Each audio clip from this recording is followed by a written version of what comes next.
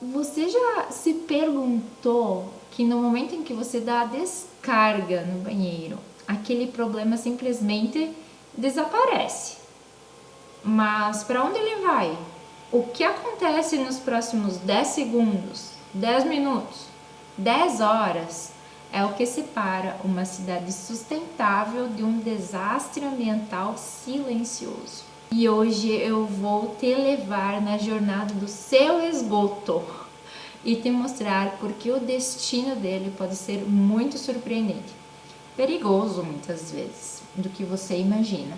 No Brasil, a gente vive uma ficção de saneamento.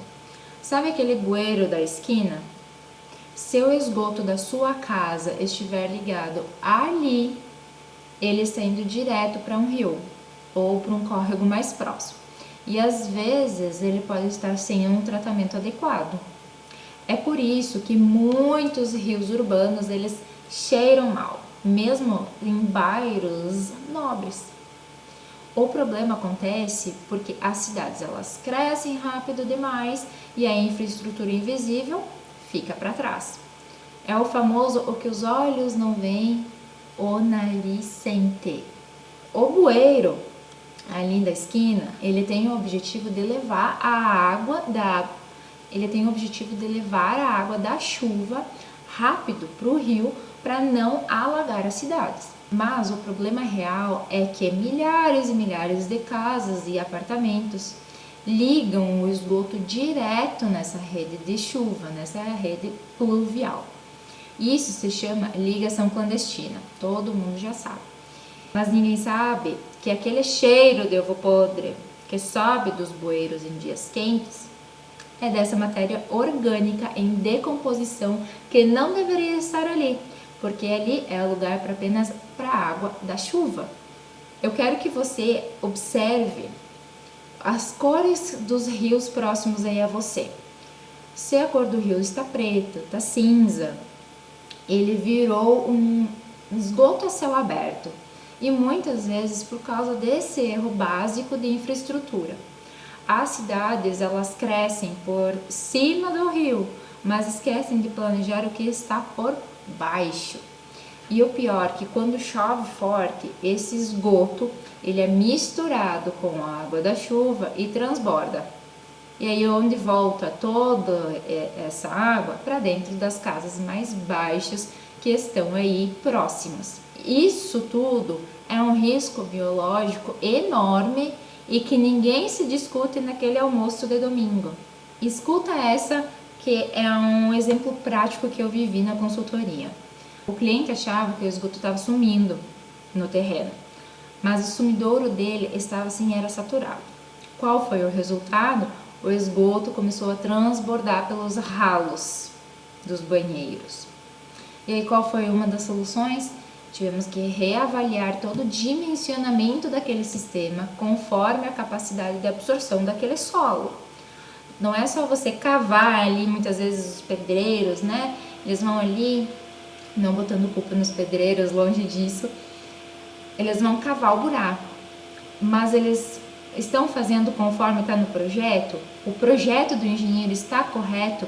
Analisando o solo, fazendo teste de infiltração, calculando o volume da capacidade de absorção daquele solo, porque precisamos garantir que dali saia apenas água limpa, o suficiente para que o solo consiga drenar.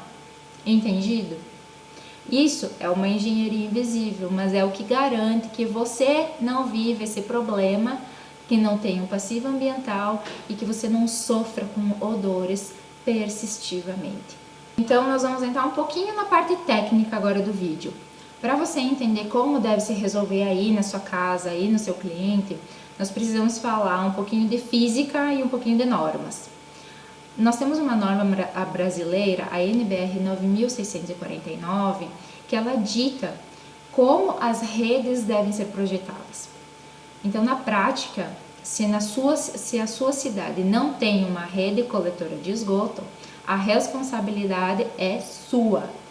Então, aqui entra o conceito básico de um sistema de tratamento. Em todo o Brasil, Normalmente se trabalha com um conjunto de tratamento, que é a fossa séptica, o filtro anaeróbio e o sumidouro. A fossa séptica é onde o esgoto descansa, digamos assim. O sólido, ele vai para o fundo decantar e as bactérias do próprio meio, elas vão começar a comer toda essa sujeira. O filtro, ele já vai fazer aquela barreira biológica, onde só vai passar a água por pedras ou elementos plásticos que são meios filtrantes, para que essas mais bactérias existentes ali no meio vão conseguir fazer a limpeza desse esgoto. E por fim, o sumidouro, que é onde o efluente líquido, o esgoto limpo, não é potável, mas é limpo, é devolvido ali para o solo. O erro que eu vejo direto na consultoria é as pessoas acharem que o sumidouro ele dura para sempre. Mas se a fossa ela não for limpa regularmente, o lodo que vai se acumular vai ser arrastado para o sumidouro, ele vai entupir os poros da terra e o sistema vai colmatar, como a gente diz, porque ele vai expulsar o esgoto pela superfície. Então, você percebeu que o saneamento básico não é só fazer cano e enterrar ou enterrar ali e tá tudo certo. Aqui é biologia, engenharia e física tudo junto. Se você trabalha na área ou é um cidadão que quer entender como as coisas realmente funcionam para não ser enganado aí por um pedreiro, sabe tudo, ou um político que está na época da eleição, ou até mesmo um engenheiro que não tem muita experiência nisso, se inscreve aqui no canal que eu vou trazer uma série de conteúdos sobre essas curiosidades. Ah, pois bem, eu sei que adoramos uma historinha, então eu vou te contar um outro caso real. Um condomínio achava que a rede de esgoto deles estava entupida porque o esgoto ele brotava no jardim. Eles estavam apavorados porque eles tinham um tratamento de esgoto, visto que não havia uma rede coletora. O saneamento básico aqui na nossa cidade não é completo. Pois bem, quando nós abrimos o local, nós descobrimos que o sistema estava subdimensionado. Eles instalaram uma fossa para 5 pessoas, mas sabem quantas moravam lá? 12. O sistema, obviamente, ele saturou em poucos meses de uso. O solo ele não conseguiu mais absorver toda aquela carga orgânica. Então, a solução que nós, a consultoria, trouxemos foi: tivemos que refazer o cálculo de infiltração do solo, os testes de percolação, o redimensionamento até mesmo dos equipamentos que antecederam o sumidouro, que são os bioreatores, biofiltros, fossas, né, sépticas, enfim, o redimensionamento completo. E aqui foi o aprendizado que nós tivemos junto com o cliente.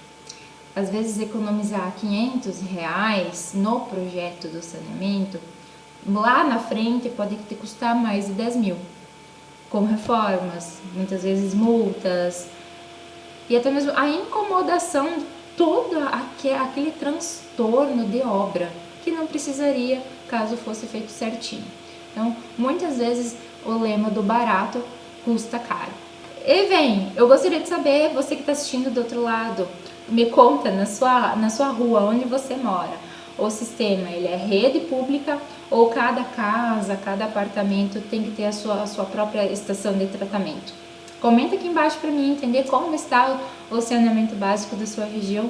E digo mais, saber onde vai o seu esgoto é o primeiro passo para você, primeiro ser um cidadão consciente e ser um profissional ambiental de respeito. Então, não ignore o que acontece embaixo dos seus pés.